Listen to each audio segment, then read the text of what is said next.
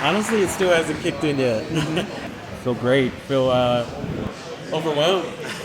Never experienced something like this before. It's a great experience. Today we gave a vehicle away to Anthony, who was a recipient, veteran who was in need of a vehicle for reliable transportation. In most instances, when the vets are struggling, they're struggling with housing and reliable transportation. And in order to get good transportation or good housing, you need a job. In order to get to that job, obviously, you need a vehicle.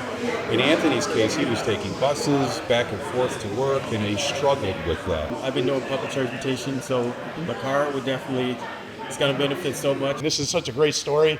I hope you enjoy the heck out of this vehicle. We should be doing this. We should be giving back to our veterans community. We should be giving back to our service providers and our freedom providers. But look around the room, look around the table of all the people that stepped up to the plate for one more veteran.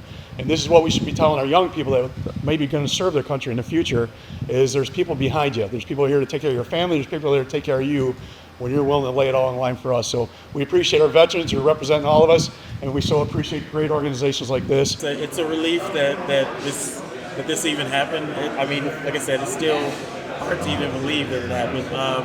But it takes a weight off my shoulder. Less work that I have to do. With all the great donations and help that everybody's giving me, and the love that everybody's giving me, it's like I said, it's overwhelming.